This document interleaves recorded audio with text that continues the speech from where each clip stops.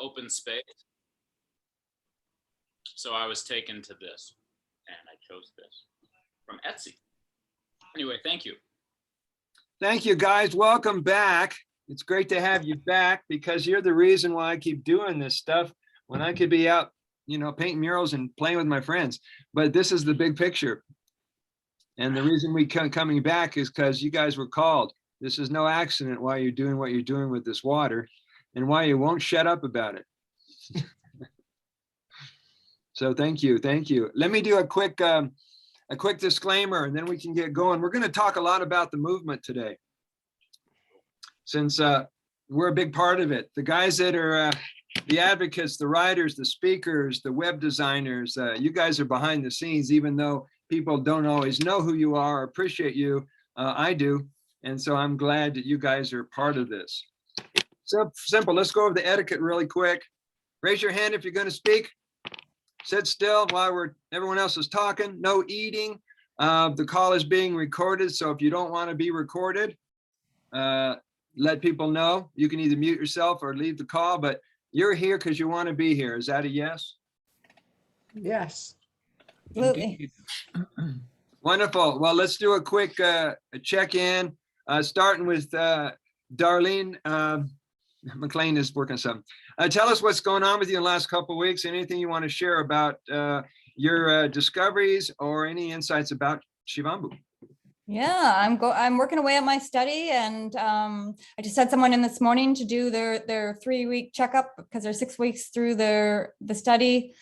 Well, 6. They're actually, yeah, 3. They're 5 weeks through the, but 3 weeks into doing their part of the study. You know, they had never done urine therapy before. And so looking at people's blood all the time and how it reacts to the urine and how it's cleaning things up and bringing things out of the cells at a massive rate. It brings things out of the cells like so fast. So I'm seeing amazing things. The person I had this morning, you know, she had nice and clean blood to begin with. After 3 weeks, she's all this heavy metals in her blood and everything that was being pulled out of the deeper tissues, and I could see it, and it's good stuff. Thank you. Could you at some point show us a before and after picture of the cells or whatever you're discovering? Yeah, I will. I do have to compile it all. It's been a lot of work. I've got to compile everybody's progress as they're going along in the study. So, and then see everybody as a collective, as a whole. So I got to do it individually and then as a whole to see their progress. Yeah, I like to see that. And you can show a picture that says, this is you without Shivambu. This is you on Shivambu. Get the picture. Right. Well, and at first it looks like it's getting worse. It looks like it's, you know, if somebody didn't know, it would look like it was making you sick because your blood looks so much worse at first. But really it's pulling it out of those deeper tissues and organs and all those hiding spots into the blood where it has to be refiltered again and cleaned up. Thank you. This is why we want you on our team. This No kind problem. of information is highly valuable for people who are making decisions or scared or don't know what to do. And that's why we're talking so much about Shivambu. Matt, you're up. Give us an update. What's going on with you? Hey, yeah, quick update. But Darlene, I really appreciated your slides from like weeks ago. I still have that image in my mind. And it's informing what I'm doing. And what I'm doing is I'm making a tub based off of Monica's shoot and Tuche's wonderful, like 2.5 hour long video that I listened to twice. Yeah, so the tub, it's turning black like Monica's is. And she thought that had to do with UV light. And so I got myself a UV flashlight and I've been shining that on the tub water, and my observation is that it's probably 40% speeding up the production of sediment. The UV light shining on the water. Now, one thing I'm worried about is that UV light has a germicidal effect. It can kill living things in the water.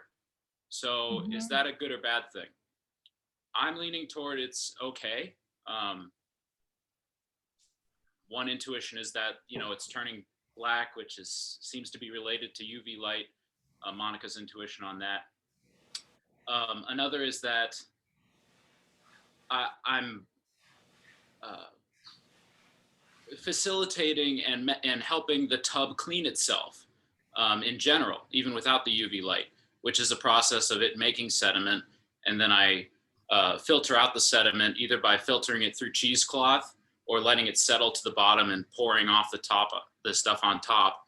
And then what I'm getting when I remove the sediment and light mucus that is throughout the whole liquid is a really crystalline, soft, beautiful, perfectly fine smelling, if not even good smelling, urine that, with a big tub in my $800 apartment in my sauna, I have to do that for the smell. But I'm perfectly happy with that result.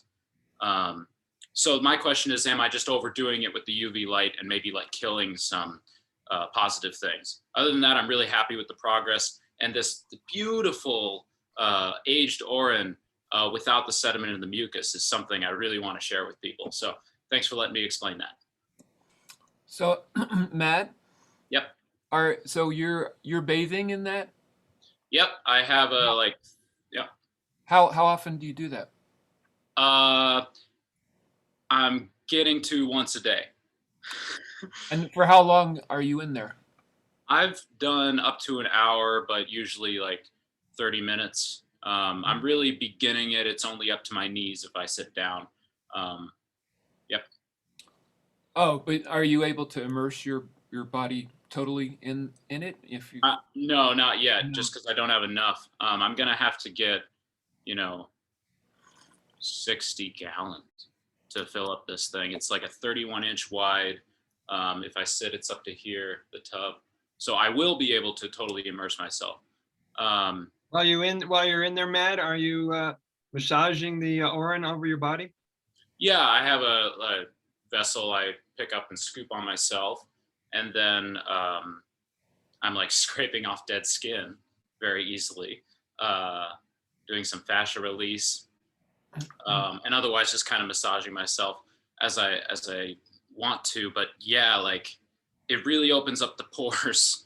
I can tell. So yeah, like it's just there's no need to speed up the process from my experience. It's so powerful.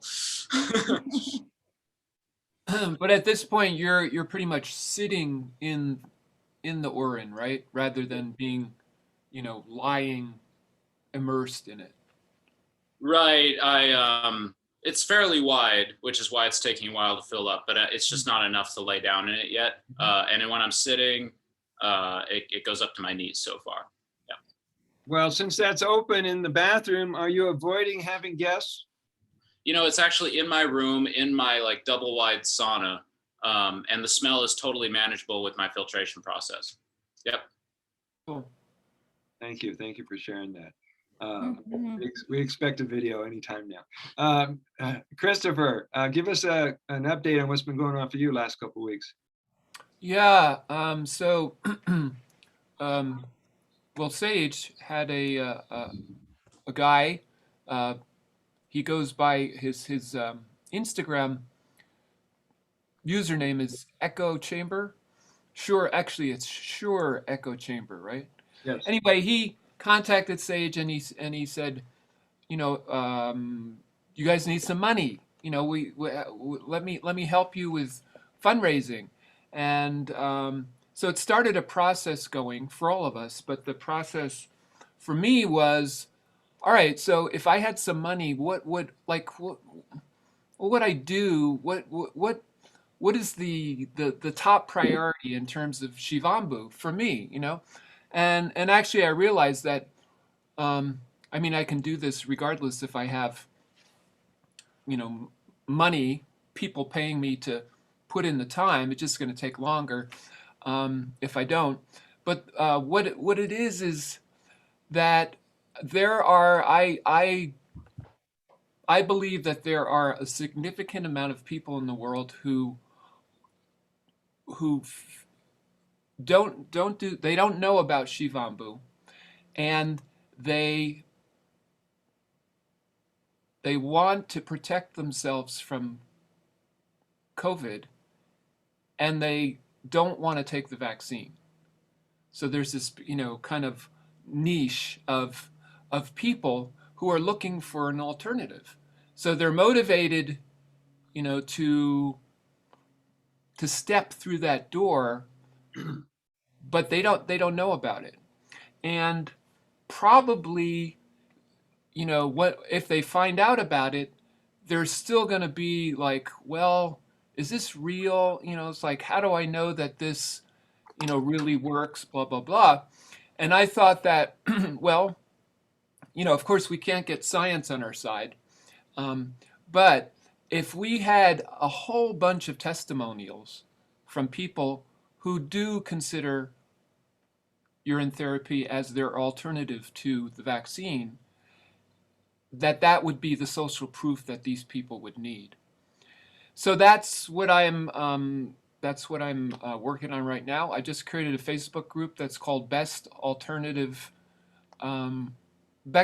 Vaccine Alternative, and so I'm going to put the link, the Facebook page in the chat, and if I could ask you all to, I'm assuming that you all consider urine therapy to be your alternative to the vaccine. I'm actually curious. Have any of you gotten the vaccine? You have. Oh, you both have. It's sort of seeing my parents again and work. But in retrospect, I think I could have not done it.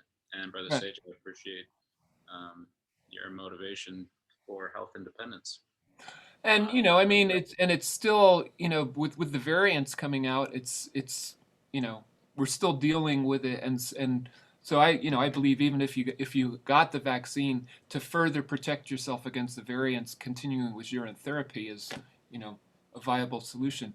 Anyway, that's the thing. I want to get like at least 1,000 testimonials, and basically we'll use the Facebook group as a way of collecting them, and then we'll take them off and put them on the website so that Facebook doesn't have any control over that.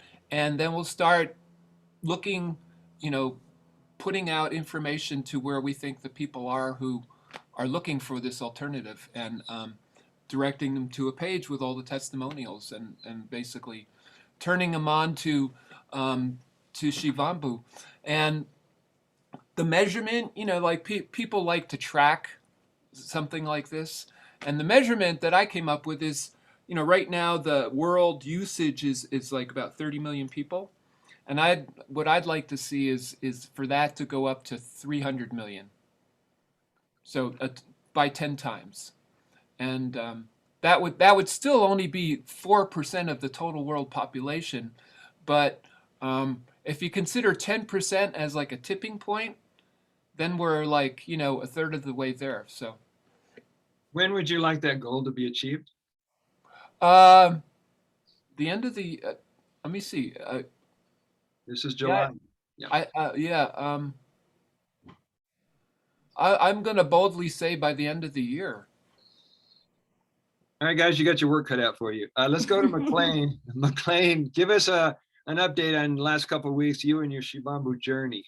Okay, well, I'll just say in terms of the vaccine, me too. I wasn't afraid of COVID. I love UT. It's my practice, but I needed to see some people, and I made the decision that it would protect me. And I fasted before, and things. So I feel like as an alternative, I'm all with you.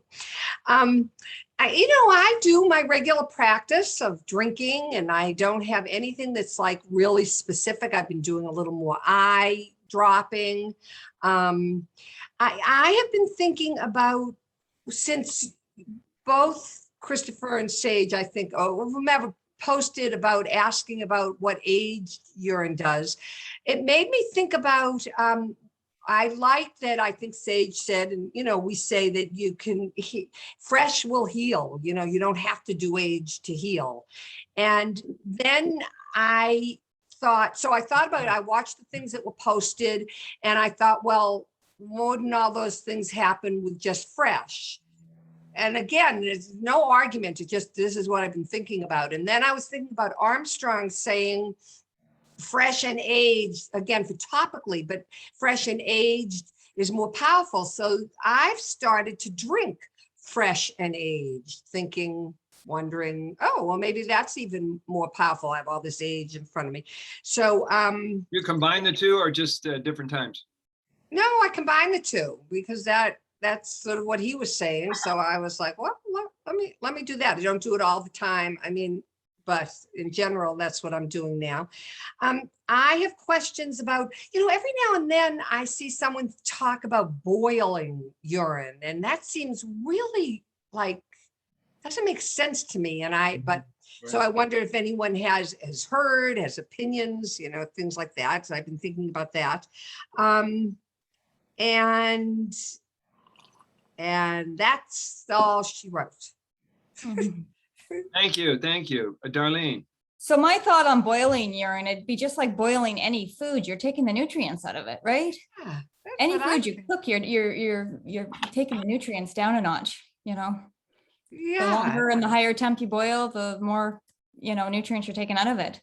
So I think people might want to do that. They might feel wanting to do that, getting the bacteria out. But as we saw in my slides there a few sessions ago, it's self-cleaning. It's cleaning itself up. The urine, as it ages, it's cleaning itself up. So there's no need to worry about that bacteria. It's cleaning itself up.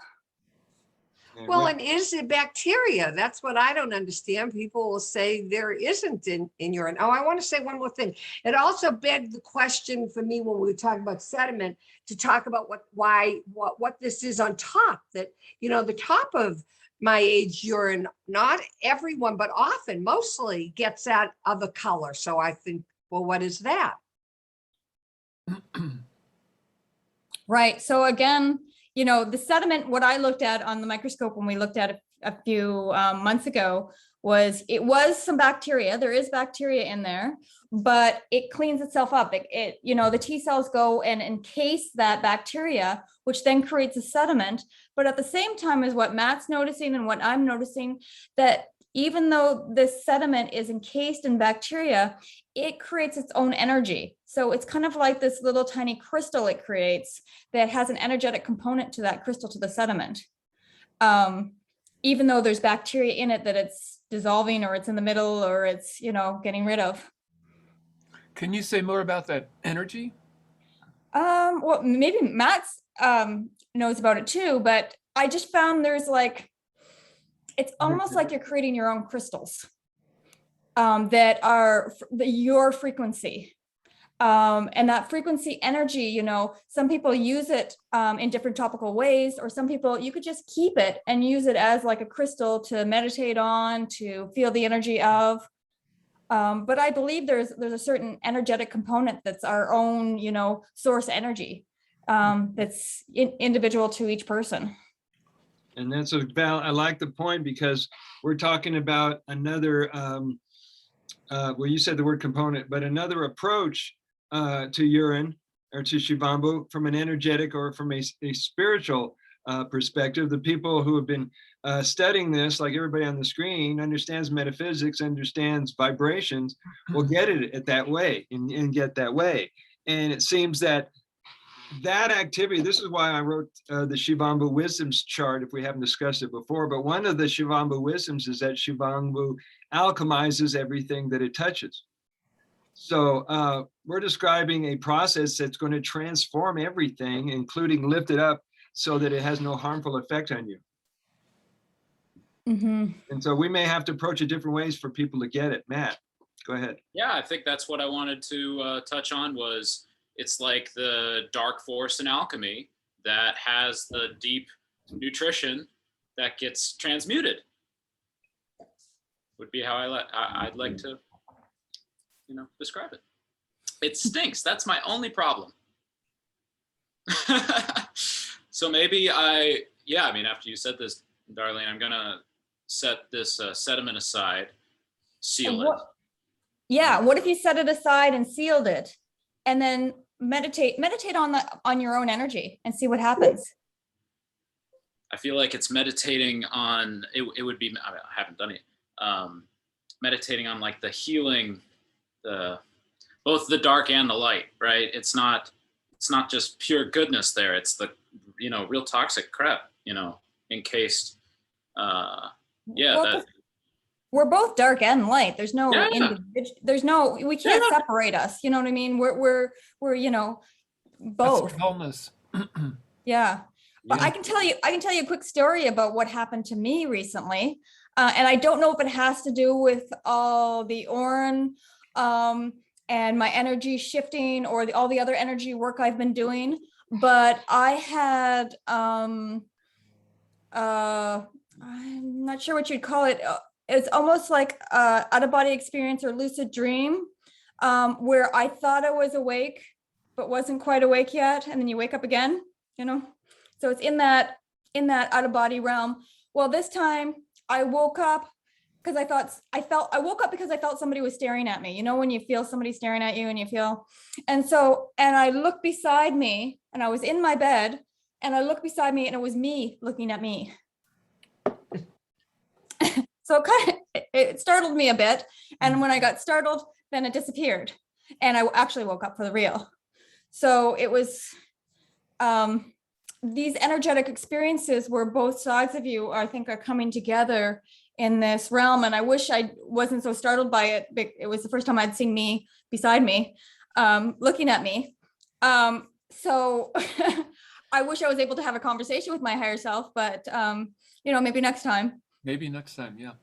I have a song called Maybe Next Time, and it's actually kind of a similar thing, similar state where I was levitating, and my wife, I just started rising off the bed, and my wife stirred, and then I just went back. It's like it broke the spell, so to speak. Right. But then in the song I rewrote the song actually like an act of imagination, so that I actually rose off the bed and then I grew wings and I actually flew. So. So Shivambu is stimulating memories of all kinds. Darlene, when you mentioned that, I remembered when I was 1 year old and I'm over my baby body with an angel or an ET or whatever it was, just looking down this magnificent being. And I still feel that memory and that sense of that presence with me all the time. Mm-hmm. Nice. Can't get it away. I have two comments. Matt, the smell is a lot of that smell the ammonia? Oh, good question. So yeah, there's two distinct smells. There's the ammonia and then the more, amalgamated smell of the other stuff. And that's very distinct. And I'm totally experiencing through my nose the ammonia coming and then going. It's clearly part of the cleaning process that naturally leaves. And then I'm left with this other deeper, darker smell of the sediment. If I isolate the sediment, there's less of that ammonia smell. The ammonia smell is strongest in the open, large tub. Yeah. So it has something to do with oxygen? You don't know, it's just... I would just off the intuition, that sounds totally reasonable. I would say it has something to do with the water and like enough of the open water. It seems like the sediment crowds out the ability for the Orin to make ammonia. So maybe it's crowding out. Yeah, that's kind of intuition and off the top of my head. What do you think? Does anybody notice? Oh, the Guptas are trying to reach me. Has anybody noticed that there comes a time when the ammonia has been known to, the expression is outgassing? I got this idea from Dr. Hansen. She says, there is a period of time you don't smell the ammonia. You don't smell the deep, dark, pungent smells. She says she calls it outgassing. Anybody familiar with that possibility? I'm not, maybe if you clarify, I know when I just put a cloth over top of my jars and allow the ammonia to naturally escape, then there's really not much smell because it's just slowly escaping naturally. And I find then there's not as much smell to the whole aged process. But not everybody has a big open room that they can allow it to, and I have some incense that I burn every once in a while. Then they can allow that process to happen. So when you do jar it up, the space of air that's in the top there, that's where the ammonia goes. So when you first open that jar, you're gonna get a whack in the face. Big lip. for sure, of the ammonia. I don't know if, I guess you don't, none of you know, there's a naturopath. His name is Doc Mike. He lives in Chicago, and he's been associated with Shivambu, but I was talking to him about aged urine recently, and he, he pointed out that, like, he's got like a 12-year bottle of aged urine that he only uses topically. But he said he's tested it and it's got like a pH of like 14, which is Wow. like, I mean, that's like, That's the that's highest. that's the top of the scale. And he, he says that the reason he doesn't use aged urine internally is because of that, because it has such a high pH. And the things that are, that have a high pH like that are like Drano, so I mean we're talking about really serious, and that the stomach acids, for instance, are usually, your stomach is usually a little acidic, and that, that's necessary for digestion. So you start putting really high pH in there, and what's that going to do? But so my question, I guess, to Darlene is the ammonia, is that the thing that's so high in pH? Does anybody know that? I'm not sure about the ammonia, but I have been checking the pH of my participants. I've been checking their physical pH, and because they're using 2-week-old aged urine in my study. So I'm looking, is their pH changing while they're doing it? And I've seen some minor changes in the pH, but not like, not huge changes. Okay. So once I'm done the study, I'll have a more comprehensive, of what happens to the pH with that time frame of urine to the body's pH, because, the body keeping the pH regulated is very, very important. You don't want it too alkaline and you don't want it too acidic. And that's why I'm not huge on alkaline water because not everybody needs it. Most people are too acidic, but not everybody is. Yeah. And having too much alkaline isn't good for your system either. And some medications cause you to be too alkaline, but that's getting off topic. Go ahead. Yeah. All right. And then one other thing, Sage, are the Guptas trying to get on? Well, she called me, but I let the phone go through. You want me to give them a call? Yeah. Why don't you just mute yourself and see if you can get them online? The reason I'm asking is because this is something that Indira suggested. She suggested putting, how, like, I don't know if I shed a lot of hair, right? And so it's very natural that and I wash my hair in my aged urine and it collects hair. And I was like, oh, let's get this hair out of here. It's like, and she said, no, keep the hair in the urine. And it's like, fingernails, how your fingernails carry your vibration.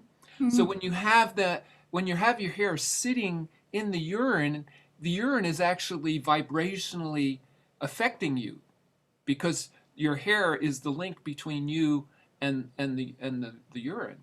So I've been doing that. I've got a big wad of my hair that's been collecting. And does anybody have any, comments or anything about that? Yeah. Sounds like witch's brew logic. There is a it is. I mean, that's, when we're talking about magic, we're talking about vibrational manipulation, and this is vibration. We are talking about vibration here. Right. I think the urine itself is your vibration. So the hair will add to it, but I don't know if it will add any more than the urine is already your vibration. It's already you. It's already your essence, your being, your DNA. It's everything in there is you. And I think we're heading towards our DNA, being more expanded, and activated to its fullest. We're starting to activate all those different crystalline energies of what we resonate with. And it's coming. All our DNA woke up. Is that right? Yeah, we're gonna have some woke DNA. We're gonna be awesome. So guys, movement. I made notes. Let's go into the movement. You ready? Ready. Okay, number one. This is a question I posted last night. BJ, you made it. Yay. BJ, welcome. Where's your partner? Thank you for telling us the passcode. Oh, yes. Everybody, the Oh pass. yeah, you didn't include the passcode this time, Sage. All right. Well, it's 1212. So try to remember that one. Yeah, I did remember it, but anyway, just in the future. I didn't need it. I just clicked on the link. Hi, welcome. Hey, Sarah. Let's hear from the Guptas. Tell us about the last 2 weeks of your Shivambu journey and any insights you've come up with. Give us some time. We are just maybe next one. Not All a right, problem. hey, Dira, I wanted to, I mentioned just to this group how you suggested to put your hair in the urine and leave it in there. Yeah, Yeah, can you say? yeah, on you the say- scallop, everywhere. Everywhere. So it gets into the cranial, 12 cranial nerves, which control all the 5 senses and develop the 6th sense. Hmm. And it is You working had for suggested to me to put I had like hair that was, that came out and it was like I had a hairball in the urine, and you said leave it in there, that it actually, the hair like makes a connection, a more of a connection between the urine and you without even having to touch it. Is that right? Did you say that, or did I make that up? Well, I think you made it up. Oh, right. Put it in your hair and leave it. Join you in 5 minutes. No, I'm ready because, he's asking a question.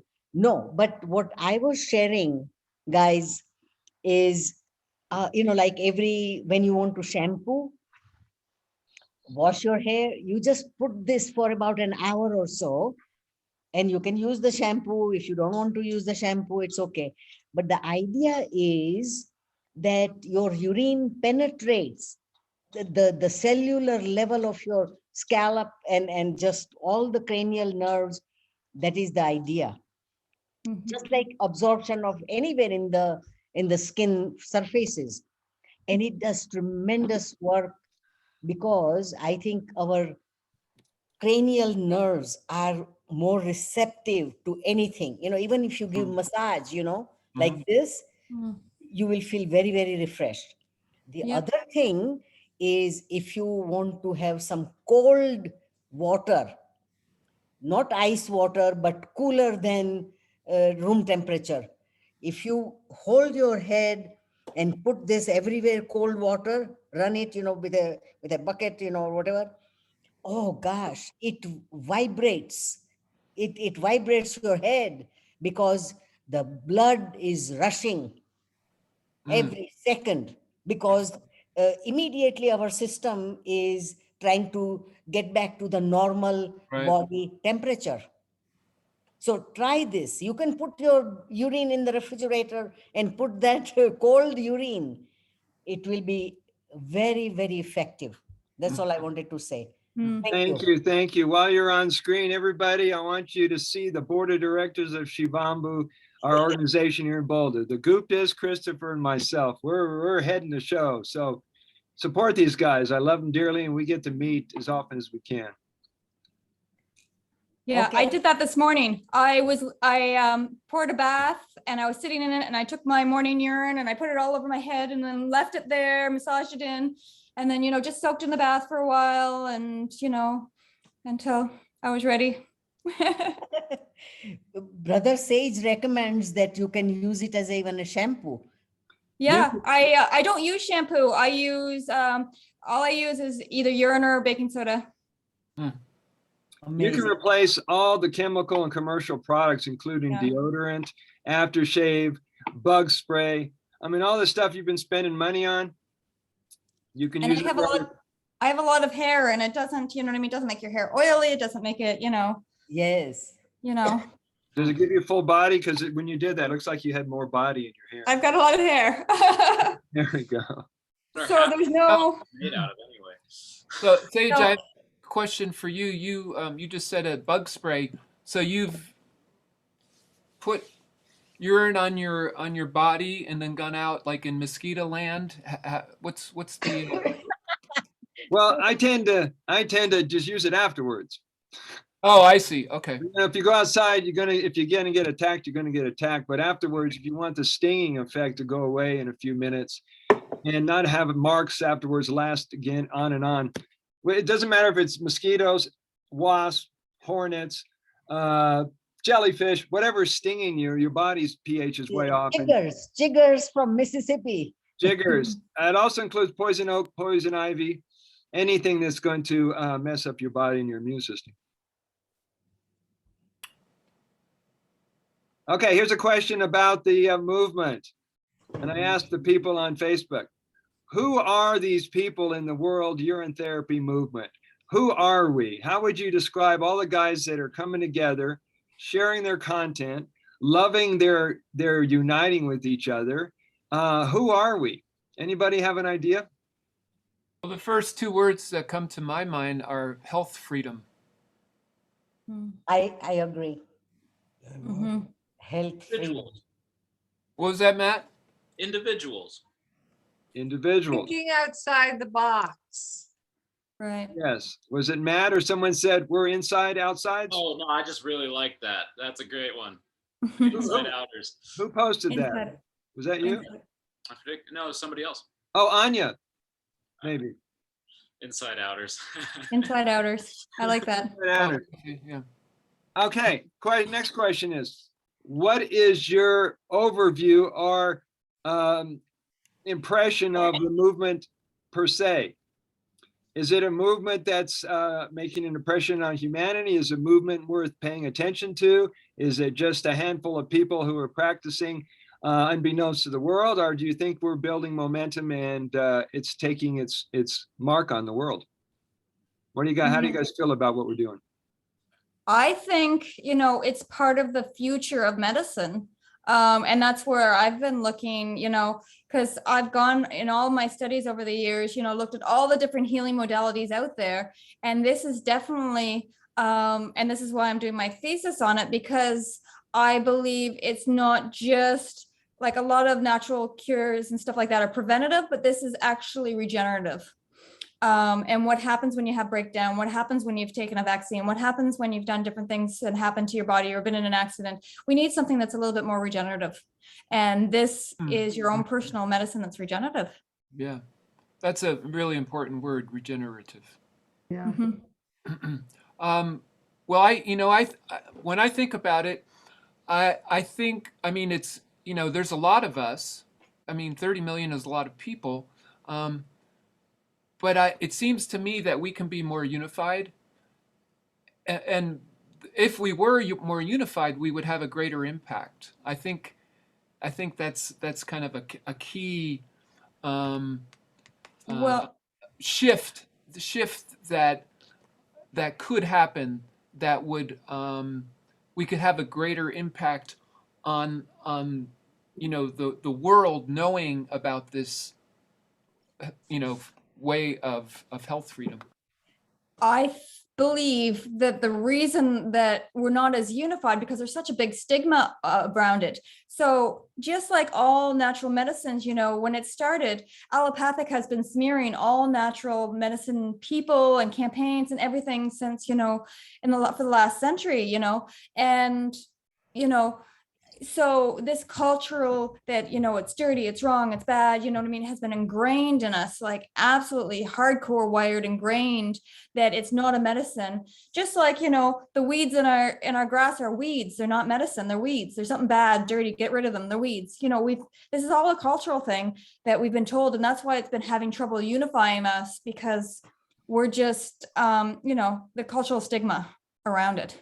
So what can we do about that? How can we, get over that hurdle and not have it used against us as much, and unify so that we can have a greater impact on, the world consciousness of this, health freedom.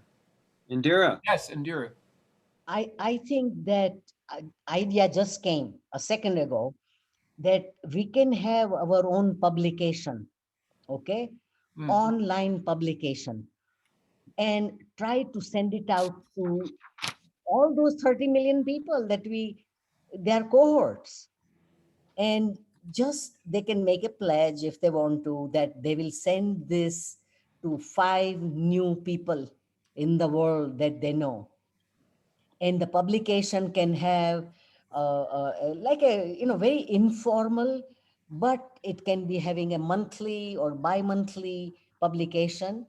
Yeah. And it can cover many, many aspects of it. I mean, we can get really organized about what we want to cover, who can take charge, who is the editors or writers or things like that.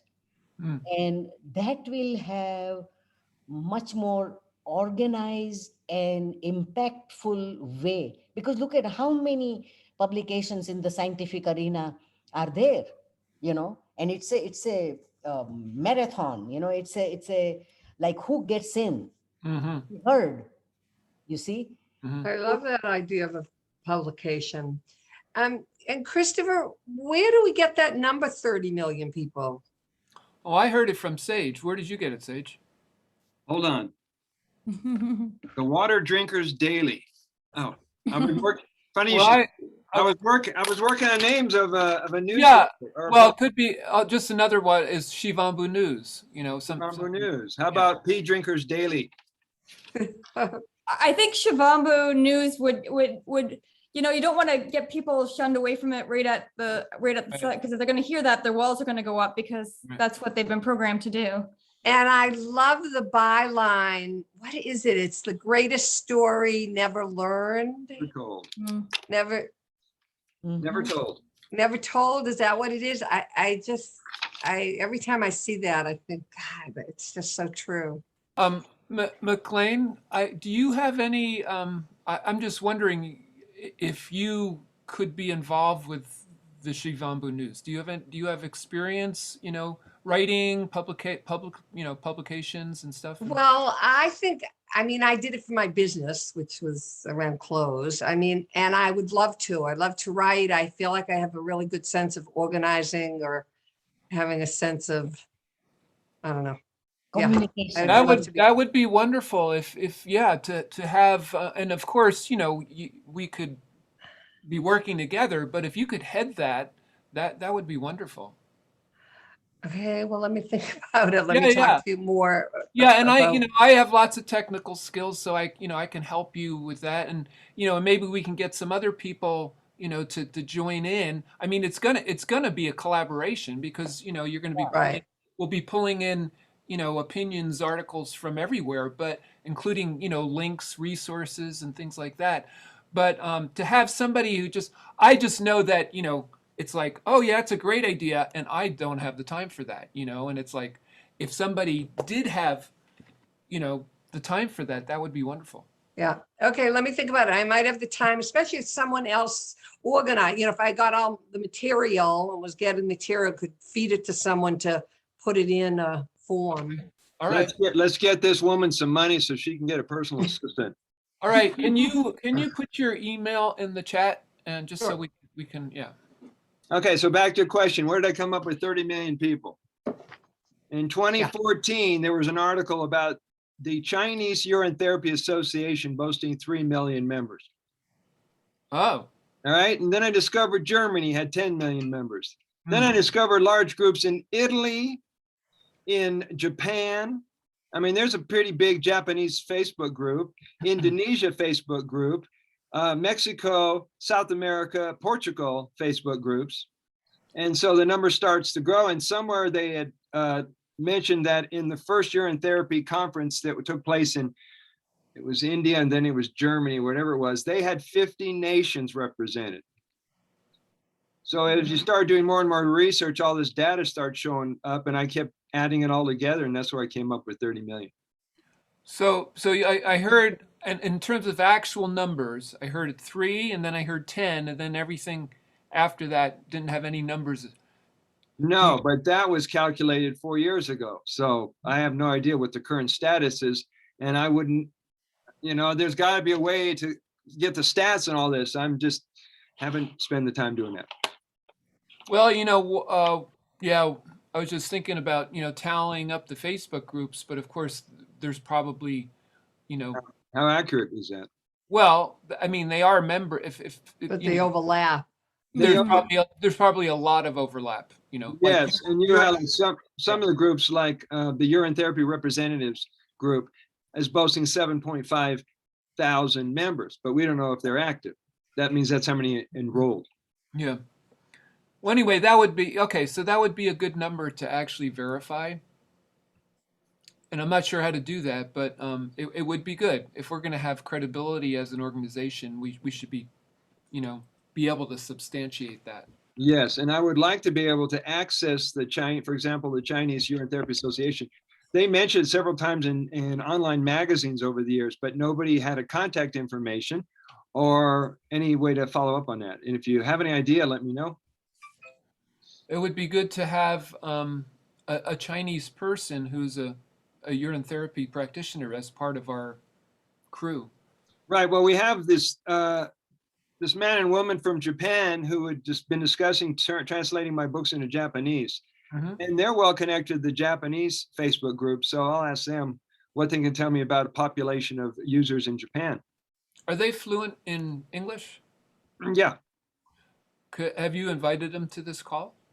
I don't know if I did personally, but I've been posting it on their their Facebook group. Okay. Yeah, if you would, invite them personally. Yeah. Okay. I will. Which reminds me, the next call is going to be on the 7th of August. And we got a possible confirmation from Samuel Cohen. You guys know who Samuel Cohen is? I know his name. Samuel G. Cohen, who's currently in India, I believe he's from England by way of Israel. He wrote the book, Drinking Through the Nose.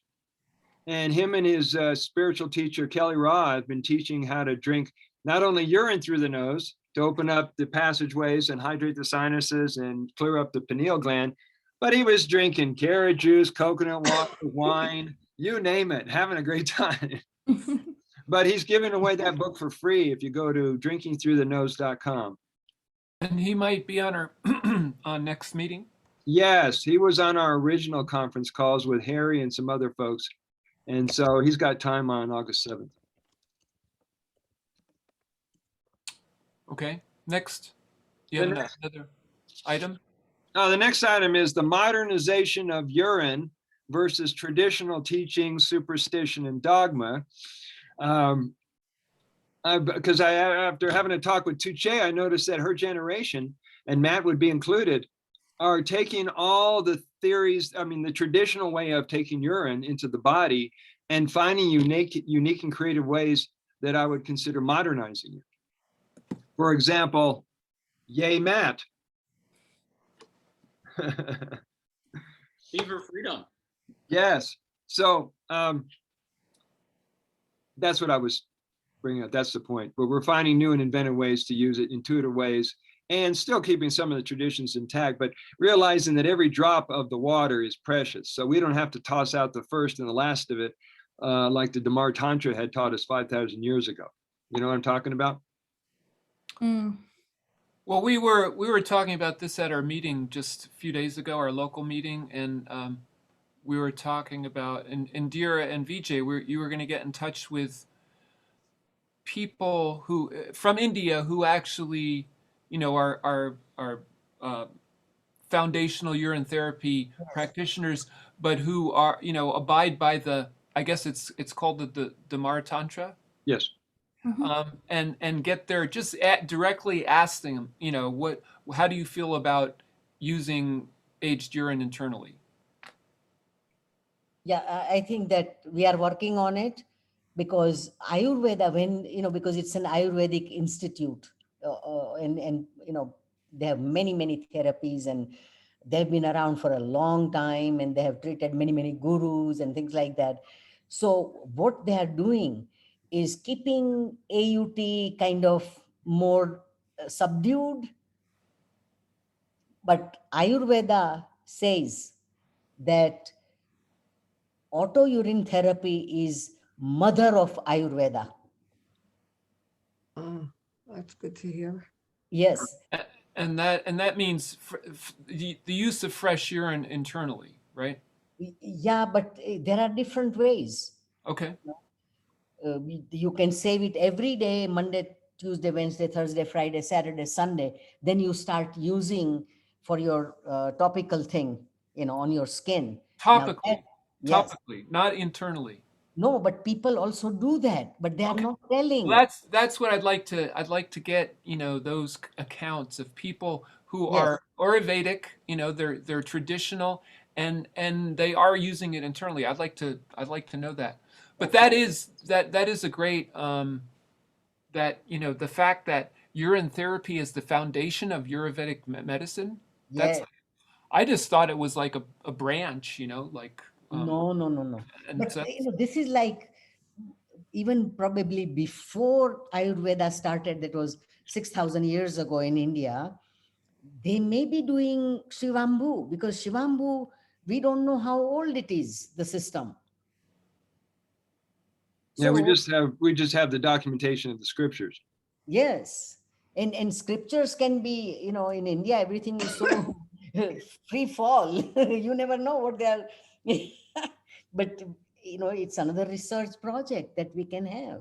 mm. When it What- started, when the name Shivambu was given to it, biggest god of the Indian thinking is Shiva.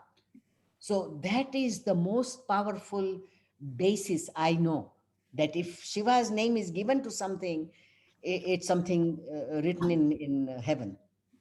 Could everybody keep an eye out for an Ayurvedic practitioner who Yes, is versed in urine therapy, who can share his understanding with us yes, or okay. her?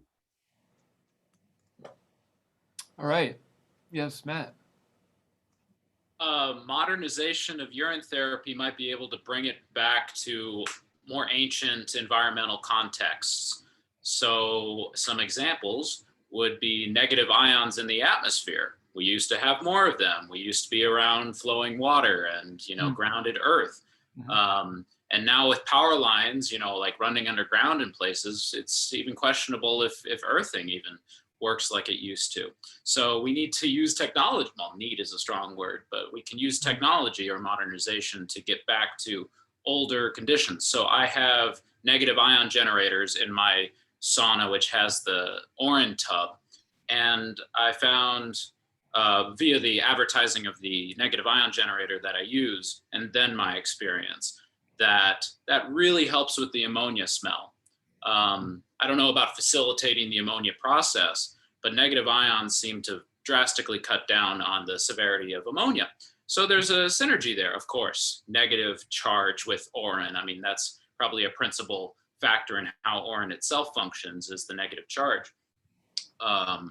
So yeah, I got these negative ion generators from a company called Creatrix Solutions out in Washington State. But negative ions are pretty simple, so just find something that you feel works. And that's just, bringing it back into its natural context. And then one other thing would be any largely energy device that structures water. We used to be in a better electromagnetic field, smog cloud. So I'm just trying to get back to zero, basically, by natural sort of neutral context. But I have this.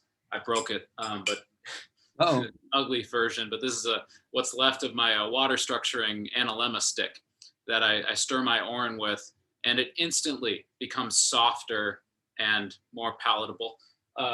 What is that? What is that stick? What is the properties of that stick? I get it used to be way more beautiful, but this is called the Analemma water stick.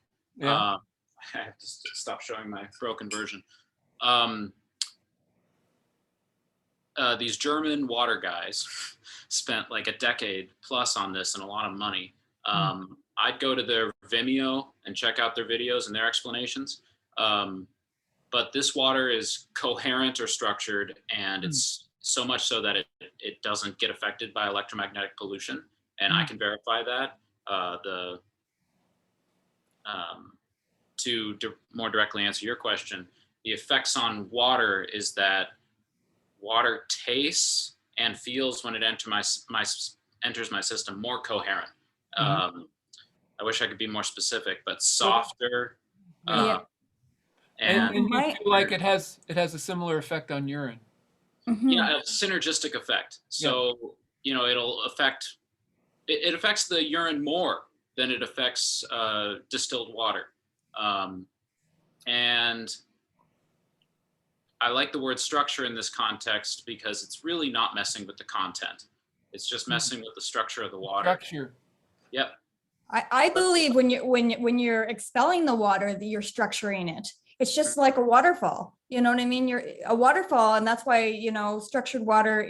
When you're drinking from natural springs and natural sources, you know, the molecules aren't bound together as hard, so it's easier for your body to absorb the water. It's easier for your body to your urine is naturally structured. It's naturally so, you know. The absorption, the rehydration is noticeable on my end when I quote structure water because I don't pee as much.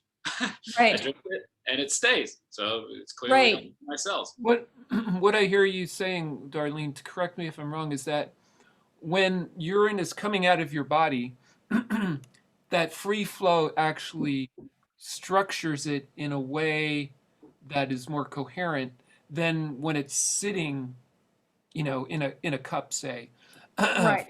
for a while. It starts to lose that actual coherence. Well, and for urine, I don't know if it actually loses it, but other liquids do lose it.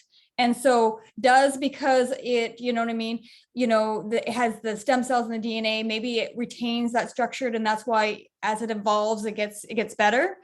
And maybe it's different because it's liquid gold than other sources like just pure water. And water doesn't have as much minerals in it as it used to, so that, you know, it loses its structure faster. It's, you know what I mean? It's not having the same nutrients that it used to. So I believe it's losing it faster. And then, of course, you know, with the underground power lines and everything else going on, just like Matt mentioned, you know what I mean? It's, you know, it's not the same water coming out of the ground, and our soils are being depleted with the monocropping and stuff like that. So the water of the future, you know what I mean? To me, you know, I think it's going to be more and more important to save every last drop that comes out of us, because, you know, it's pure in its whole form.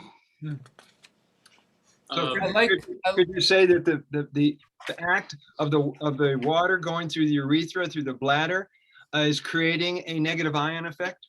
I believe it is. And I'm checking, what I'm doing is in my study, I am checking people's water. I have a scale that checks your water percentage in your body. You know what I mean? Are they becoming more hydrated as they're doing this process? You know what I mean? Is it making a difference? Are they staying the same? Are they getting worse? You know what I mean? Because they're detoxifying, you know, so I am checking people's water percentage in their body. That's cool. I like that. I like the term that you use, you know, the modernization of urine therapy. It's, you know, I definitely believe, you know, that the world and people were different 4,000 years ago. So there's a different, you know, it's like teachings have to be updated. But my I guess a stipulation is, how do we do that without throwing out, you know, the tradition? How do we actually honor the tradition and use and allow innovation in order to create a new version that is actually a blend of the two, a hybrid? Yeah, go ahead. Yeah. Matt. Thank you. I think we're naturally in luck with Orin, as always. Water doesn't get deeply structured because we're talking about the water molecules itself. It doesn't get deeply structured unless it wants to, unless it allows it. That was the experience of the Analemma people making their stick. They had to go to nature. Everything else didn't work.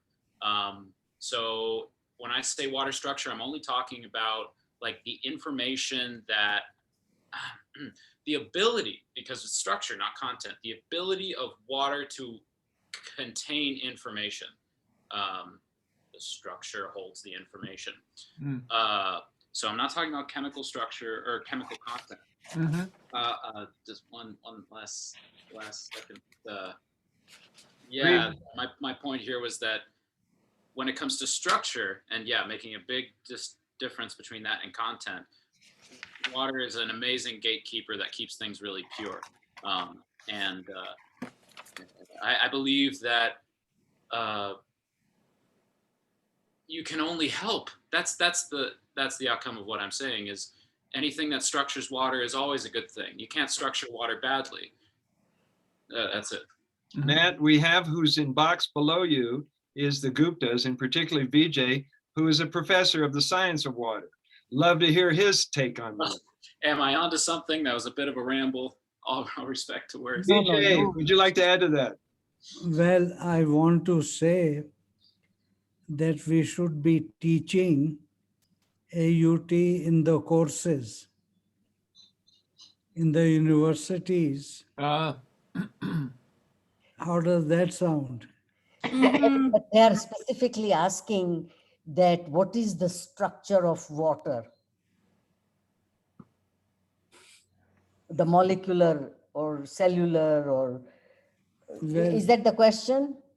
well, yeah, I don't know if it's a question, but we're talking about the structure of water and how that holds information, and how does that relate to urine in a similar way? well, I don't know. It's a good question. I don't know the answer to that. It's a very specific laboratory type work. Hmm. Vijay is more, hydrologist who is in geophysics and interdisciplinary. So, but it can be explored. Yeah. Okay, I will write down. Yeah, Darlene. I know at the university that I go to Quantum University, which is in Hawaii. And Amit Goswami, who is astrophysicist, and he is one of the heads, and Dr. Paul, they have been alerted to my study in particular because I think it's going to be the medicine of the future, and I would like to propose to them, when I get to do my dissertation and when I get to that maybe it be part of the curriculum in the future for the doctors that are being trained in the future. And, I would love to help them build a course structure on that, if that, in the future. Great idea. Yeah, it's a great idea. It tallies with what Vijay is saying. Mm-hmm. And Vijay was working on an article or a review so that we can present this to either the Prime Minister of India or anybody who can give it their blessings to their country or to their followers. So maybe Darlene and the Guptas could collaborate. Yeah. I mean, they have a whole ministry in the Indian government because Modi is a yogi, and he does many things that are, he started the World Yoga Day. Do you know that? Where 167 countries unilaterally gave green signal to have International Yoga Day on the solstice on June 21st. Does everyone know? Didn't know. No. Okay. No. So But you- he's the same guy who established a ministry called Ayush, which stands for, I will spell it for you, AYUSH. Ayush means how long one is going to live or what is the lifespan. So A stands for Ayurveda, Y stands for Unani. Unani. Yes, U stands for No, why for yoga? Y for yoga, sorry. YOGA, yeah, okay. Then U for Unani and Unani. S for Siddha. SIDDHA. DDHA, Siddha. Yeah. And H stands for homeopathy. Huh. So this is a very good platform for India, where all these things are practiced daily, Mhm. and so we can write a proposal. I Huh. mean, these guys probably are the most receptive people in the world to, and if it is coming from America, Huh. everything that comes from America, they want to pay attention. Huh. So What does Unani mean? Unani is another system where, you can look it up. But what I understand is similar to homeopathy and it is more, I think, Islamic approach. Hmm. So you please look at under Unani, Unani, Unani. Unani. Yeah, Okay. Can someone Unani. type it in the chat box? Okay, Unani. Thank you, Matt. Okay. So, I want to add two more things from this list here while we still got time. And this is a way that we can take it out to the world outside of the internet. This is something I've been working on the last couple of years, and I've been discussing it with our board of directors. And I would challenge anybody to try this, if you're up for it, is to set up a table in a public gathering place like a plaza or a mall and teach passerbys about the water of life, or whatever term you want to call it. And so this will get the attention of people who don't go to the internet for information, or would normally wouldn't be reached. And if you're talking about things coming out of the United States, well, we're going to start this in the United States, and it's set up as a cookie cutter situation so that whatever we do can be easily replicated by you guys and anyone else. What are your thoughts on that? Well, We're going to take it to the streets with a cameraman. you have to know, your community, what they are receptive to, or how radical they are, or there is a certain, in US there are certain pockets in the country. We can know what kind of audience you will have, even going to a farmer's market, or going to a mall or something like that. So you have to know your own community, to what will jive with them. Mhm. What will be their interest, something like that. So it depends. Well, I think it's a great idea. The fact that it's like it's an experiment. It's like a social experiment. You know how like people have set up in public places and and like invited eye gazing or invited giving hugs or Laughing. it's like the same thing. You set up a table, you get permission, you set it up so you're legal, you get permission, and you have somebody videotaping the whole thing. And that videotape becomes a way of spreading the message. I mean, even if people, have arguments against it, and that's mostly what's on videotape, that's good. That's, it's like all publicity is good publicity, so I'm going to ask Matt. You got a big smile on your face. Would you be willing to go on the street in New York City and do that? I mean, you're an actor. You could pull it off. In terms of personal charisma, but have somebody there who's actually videotaping. I'm gonna do the thought. Basically, I have to get my courage up, which these meetings help. The thought I just had was get the camera situation that the breatharian Elatom Elamine has, where he has a long stick and the phone on the end of the stick, and then you can kind of interview yourself with somebody else, and it's like nice open vibe. Check out how he does that. I think it's a really smart idea. Yeah, that sounds like it could work. Yeah, He has what's called a selfie stick. it's a selfie stick. Yeah, and the other thing you can do is get a couple of people who are already practicing urine therapy to be either at the table with you, or we can implant people in the audience. So they come up and they ask all the right questions, and you guys can get the support from that. So I can commit. Yep. I can commit to doing my daily walks in the shirt. And then if people ask me, I pull out the selfie stick, ask them, hey, can we have a conversation on camera? Just a thought. Oh, I said I can commit. Yeah, man. One thing about how I've lived my life since I was born is I don't have a lot of I don't have a lot of friends. So like that's one of the things that allows me to, you know, be vocal about this stuff, is because I'm not worried about what other people think, because I don't have many of those people in my life. So you're I blessed. understand how difficult it is for people, and that's one of the reasons why it's possible for me. Yeah. Well, as we raise more money for the Shivambu organization, one of the projects that I have is to create a documentary called Following the Shivambu Trail. And I would love to meet you, Matt, in New York, and we could take to the streets together. And yes. Oh my God. I mean, it would be so much easier to walk around with you than by myself. Of course. I'm just getting up my courage to do it alone. Yeah. Well, I think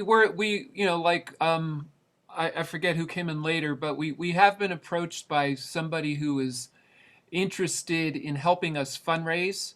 And that would be, I mean, just simply a plane ticket for Sage to go out to New York City.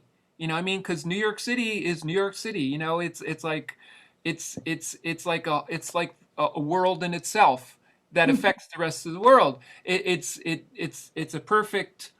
It's like having a megaphone. If you do it in New York City, it's like having a megaphone. And, that, 600, whatever it would cost, for a plane ticket to New York City, it's probably a few $100s. That is, that's like a priority funding item, Round trip, please. Round trip. Yeah. No, plane fare is pretty cheap. You can get plane fare. Well, anyway. My roommates aren't so clean, but my room's good, and I can offer a futon. But yeah, small room. Okay, so while we're on the subject of donations, I think it would be a lovely practice of the people who are on this screen to send donations to support our cause.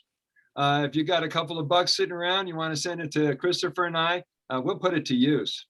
And I'm not ashamed about telling people on Facebook. I know some people are giving me flack because I'm asking for money for something that's free, and I consult people for a fee. Well, how else are we going to spend the time and the energy to get this out to people? Or donate your time, like McLean is considering doing with the new Shivambu News.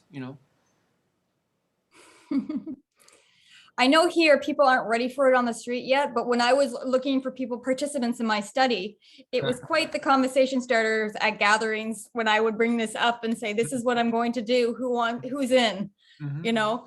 And you had all different kinds of reactions of, Sure. And who did you get, Darlene? Like, who volunteered? You said 6 people. Who are no, these? I started with 16. And then I weeded it down to 14. And then one person flaked out on me midway. And one person has had some adverse reactions, actually, and they had to drop out, which is good because it shows that it's actually, it's detoxing at an accelerated rate. So I've got to incorporate even that one person who had to stop it into my study somehow of why they had to stop it, because, it's detoxing at such a fast rate. So I've got 12 people right now that are actively, injecting for me. So who never heard of it and just heard the story and said. Never heard of it, never done it. Oh. They are totally newbies. They came into my office. I've checked their blood, gave them a full, But who are they? Like, were they people that were wary of AMA? Were they just curious? Are they people that you say think outside the box? Like, I mean, some of them were my clients originally, were thinking outside of the box already. Some of them, I've met at spiritual groups, you know what I mean? And stuff like that, were already, on the fringe of, thinking outside of the box. And, when I explained, and some of them were just good friends. They're like, if you say this, they really just believe in me. If you say that this is going to help me, then, I believe it, that, and, I wouldn't do this study. And I said to them, I would say to them, I wouldn't do this study if I didn't believe, that there was, health, benefits to this, to this and this, and then, and what usually the kicker is saying that there's stem cells, because people don't realize there's stem cells in the urine. you know, Oh, that I'm using the stem cells from the urine, you're using it to help heal yourself. And then, you know, and people, you know, are kind of familiar with stem cells and how they heal. And that's usually what gets them over the edge, is that there's stem cells in it. Uh-huh. So Interesting. in marketing, there's a thing called trigger words. So Mhm. in our marketing, that is a trigger word. That's good to know. Yeah. Well, it is, and I think I had asked you something once about how, you know, how we know that or whatever. And I have a niece who's a doctor, an AMA doctor. She happens to know that I do this and supports me, although, you know, what she says is I can believe in urine therapy before I can believe in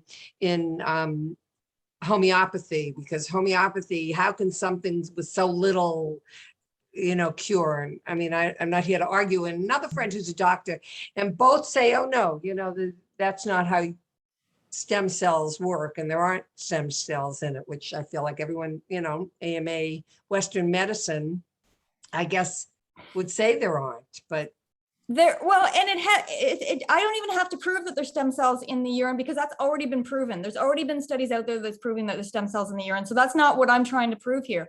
I'm trying to prove that yes, urine helps those stem cells and everything else in it, you know, the energy, the vitamins, the minerals, the negative ions, you know, the alkalization, everything in it, that's whole, you know, the whole medicine as it is going to help heal you. Yeah. And usually, you know, most people I'd have to explain, you know, that, you know, it filters through the kidneys. It's not the same filtration system as the rest of the waste that comes out of the body, you know, and have to explain the difference to people, because, you know, everybody's so conditioned, it's waste, you know what I mean? How am I not going to get sick from this, you know? I just wanted to throw in here just an approach to dealing with the you know, the medical industry. There's a book called "Don't Think of an Elephant," and it's about it was actually written by a guy who was a progressive who pointed out how the Republicans gained so much momentum, you know, and actually, you know, won elections and thing. And it's by that people don't get convinced by facts; they get convinced by values, right? So and to when you know the medical industry, you know, posits what they consider a fact, you know, which is very questionable in my mind because they've never studied this, you know, urine therapy. But you don't come back, you don't try to get into a debate regarding the facts. You just go back to your values and you speak your values. So it's like instead of trying to confront the negative, you just go to what you consider positive and you just keep talking about that. So anyway, and it's actually a very insightful book. Don't Think of an Elephant. we agree on the values, so we talk about the facts. What's that? We agree on the values, so That's then right. That's talk. right. Right. Once you have the values established, then you can yes. I wanted to say one more fact to answer your earlier question about the analemma water structuring wand, and this would apply to water structuring in general. This is not a static liquid because the structure is so good, it can listen to the electromagnetic orchestra of the entire universe and change moment by moment, especially with the moon. Wow. So that's what we're talking about with water structuring. Tuning in. Thank you. And I want to add something to these devices that we're coming up with, from what Matt just shared in the nebulizer and all these devices. I think they're great. However, there are people across the planet who don't have either the money or the access to these devices. And the simple method of using your hand as a cup to apply it, snort it, eyes, works very effectively, and it's free. So there's that weighing it out about, all right, are we introducing new products to people? We're not necessarily pitching products. We're sharing our personal experiences, how it's really helped us, like Matt does all the time. Or are we just giving people the teachings and let them figure it out? Well, it's a different audience. You know, there's people who like all the gadgets. That's actually their doorway in, is like, oh, it's a thing. I like to buy things, and and it helps them. And then of course, yeah, there's other people who they're not in that world, and the fact that it comes directly from their body is the selling point. Yeah, so you once again know your audience and keep it simple. McLean, I noticed that people who already knew what I was all about were more than willing to start drinking their urine. I've had people who I knew in other countries who says, hey, if you say it's good for you and I trust you, they would go in the bathroom, come back with their urine and drink it for the first time, their maiden voyage, on camera. It's the same with people who come out of the closet from nowhere and say, well, I'm so glad you're here. I didn't know anybody did this. Mm-hmm. So just keep mentioning it. Don't be shy anymore. I want to reiterate, I learned this in acting school. KISS, keep it simple, stupid. So marketing, I guess. Yeah. Yeah. Well, Sage, anybody, do you have anything you want to conclude here as we wind it up?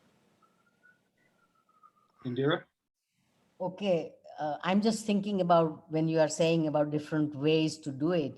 We need some data or some sharing by people who are using the injection. Mm-hmm. You see, we have no Data. data or testimonies or something, because I can think of, suppose like you want to not do it, snorting it, and people kind of don't know how to do it or whatever. They can just take a needle and put it right here and insert that. Put it where? Or head. So that's what I'm doing with my study, is a needleless injection rectally. Yeah. Oh, huh. Okay. Are you talking about a syringe? A syringe. Yeah, not necessarily a needle, but something that's a soft tip. Yeah, soft tip, allure tip. Yeah. So folks And who do just- injections are putting in their hip. Mm-hmm. And you're doing fresh or aged? Age 2 weeks, Age 2 weeks, and how much? 10 cc's, which is 2 teaspoons. Yeah. And they're not drinking fresh? Are they just doing the? They're just doing that. They've never drinking fresh in their life. They're not drinking fresh. Ah, Wow. And then you're doing, and how long is the experiment? How long is the 6 run? weeks. 6 weeks. Well, it's 10 weeks in total. So 2 weeks of collecting the age to get it to the age point, and then they collect and inject the old ones. So there's like a, so they're collect in order to keep the parameters equal. I gave them little cups that they're peeing in cups every day, and then they're injecting exactly the 2 week old every day. Could you write an article or illustration of something so that we can share that with the world? Well, I'm working on my I'll have my whole thesis. Hopefully, Mm-hmm. beginning of next year. Beginning of next year. Okay, great. Mhm. Yeah. Okay, Indira? Why 2 weeks? What was the motivation behind selecting 2 weeks old? I had to come up with a methodology that I would thought that I wanted it long enough that they would see a reaction so that I could mark it, because it's a 10-week study, and I needed something, that I can, get the data quickly enough, because longer than 10 weeks, I might not be able to get people longer to do it. They're going to lose interest. They might, things come up, different things come up. So I needed to do a relatively short period of time, but long enough that they're going to see a difference in my tracking. Mm-hmm. So I came up with those numbers. So it's somewhat arbitrary. So it's somewhat arbitrary, but somewhat educated, Mhm. that, I thought, this is going to be long enough that they're going to see a difference, but not so long that they're not going to have severe detox reactions to it, and have to stop the study. So I've only had one person have severe reactions that's had to stop. Okay, thank you. So for the most part, anybody can do that on their own. Yes. The liver, the rectal, right? Yeah, and the point, and then I chose doing it rectally because then, people who've never done it before, you don't have the stigma of drinking it, you don't have the, you know what I mean? But also I'm looking at the portal vein that goes directly to the liver. So, you're putting the stem cells directly into the liver and the other veins that go directly into the bloodstream. So it's circulating across the body faster in order to get the results I'm looking for. So basically, you're mainlining up your butt. Yeah. Yeah. And just to be clear, the results you're looking for are,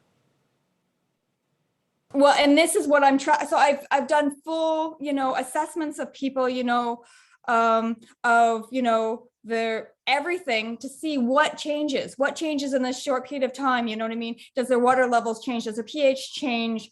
I've got I'm doing live blood and dry blood analysis. I'm seeing everything of, what is being changed. How is the health of their blood changing? I'm looking at the red blood cells. You know what I mean? Are they going from, toxic looking red blood cells to a healthy whole? Is their blood aggregated? And then it's going, and clumping, and then it's looking clear. So I'm looking at everything. I'm looking at their hair quality. I'm looking at their nails and their, everything. What's changing is, over these 10 weeks, how are they looking different?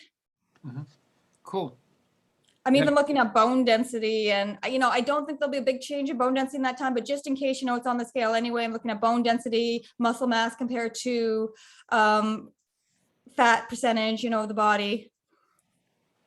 So cool, Darlene. Looking forward to seeing your findings. And then I'm also doing, in order to see the energetic component, I'm also looking at the heart. I'm using a heart math device to see energetically, is it shifting? Cool. Okay, Indira, let's wrap it up. with Okay, your- one second. So all your result-oriented inquiry is laboratory based. It is not like a subjective thing that, oh, I got this or I benefited this. No, You are I'm tracking it all, and it's all laboratory based. excellent. This is what we need. Yeah, Thank you. you're welcome. And, Thank and you. Darlene, just to remind you, we are working on funding. Oh, thank you very much. Yeah. So yeah, I'm working towards, and I'd love to be, because this is just one fracture of the studies I think we could do in urine therapy. So, if there was more funding coming in, I could do all different studies, on, what of the structure of it, of the, negative ions of it, and how it affects, there's so many different studies you could do. This is only one basic study that I'm, starting to Yeah. get the ground level, so that hopefully people, that want to fund this can, and then I can play off my one study. Because once you have some factual stuff, like, yes, there is stem cells in urine, yes, it does make a difference, then you can build on that with other studies and have a concrete base to base it off of. Thank you. So, Yeah, guys, I sent you the link to the donation page of shivambu.org. So don't be shy with it. We love your support in getting this fundraiser going. So wherever you can fit. Sage, could you Yes, Christopher. copy can you send the chat to everybody on the call? Sure can. Because there's a few things in there. There's the Facebook group for testimonials.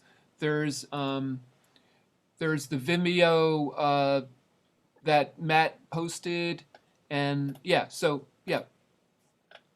Okay, so I'll send it to all 6 of us. Yes, go Yeah, ahead. that'd be Indira. great. Yeah. I have a question. Go ahead. Well, in Darlene's case, suppose like as we are, looking for funders and giving them some numbers. So something like that Darlene is doing so far, how much was your budget or funding or your investment into doing this study?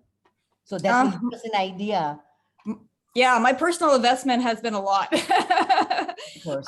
Because I really believe in this, but it's also going towards my doctorate too. So, I am getting a personal gain that, I will become a doctor of natural medicine with this study, but I think it goes, but the unspeakable hours, and then, monetarily I have to pay the university, for, my education. But, I spend, anywhere from 2 to 6, plus hours a day, among, my normal working, so I can live and be, Yeah.